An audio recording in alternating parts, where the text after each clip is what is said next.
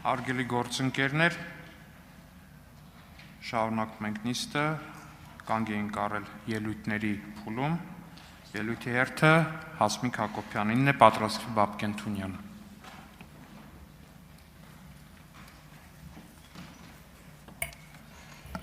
Շնորհակալություն, պարոն Վարդևանյան, գրեք, քաղաք Երևան, Պապ Թագավորի փողոց 4/2, 9-րդ հարկ, Հայաստանում Կիպրոսի դեսպանատուն, մյուս հասցեն, քաղաք Երևան, Գրիգոր Լուսավորիչ փողոց 13 հասցե, սա ձեզ ավելի հայտնի Ռուսաստանի դեսպանության շենքն է։ Երկրորդ քայլ,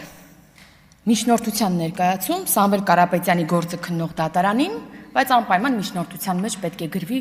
Սամվել Կարապետյանի դեսպանատուն այցելելու նպատակը։ M130 դիմումի ստորագրում։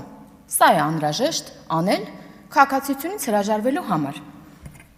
Երբ որ փաստաթղթերը հանձնեք,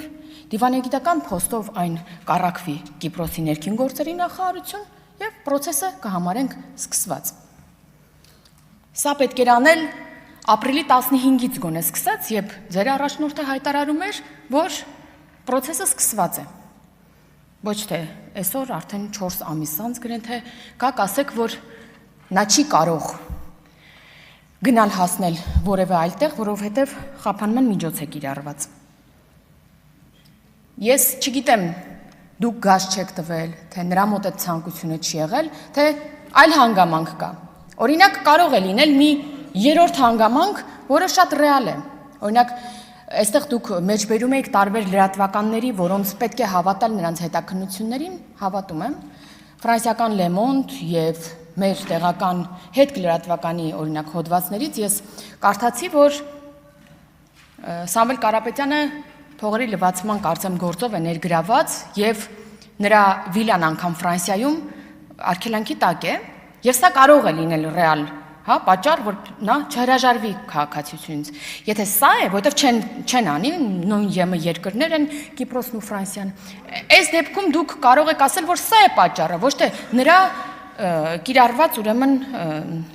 տունը չլքելու արգելանքը։ Տիկին Գալստյանը իմ մասին խոսեց ադրբեջանցիների եւ իրենց մեջ հավասարության նշան դնելով։ Տիկին Գալստյան իմ ելույթն էլ էր դրա մասին, որ ցավալի է, որ հավասարության նշան է դրվում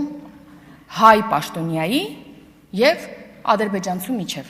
Որոշակի գոնե տարբերություն պետք էր այստեղ լիներ։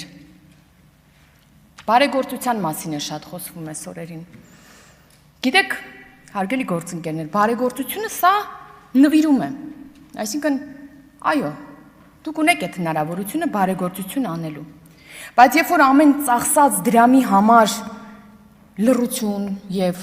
լոյալություն է պահանջվում եւ քվե է պահանջվում, սա արդեն բարեգործություն չէ, սա քաղաքական վաշխառություն է եւ քաղաքացուն վարկի տակ, պարտքի տակ թողելու փորձ է։ Այո, ժողովուրդը հաստատ չունի ձեր կարողությունները, բայց ասել պարոն Վարդևանյան, որ այդ տուրբին գեներատորներից թող խոսի նա, ով Ղարաբաղի համար արել է Սամվել Կարապետյանի արածի 5%-ը, 5%-ը, սա բարեգործության 5%-ը, սա գիտեք ինչ է, սա ով փող ունի նա կարա խոսա, ով չէ, սա է,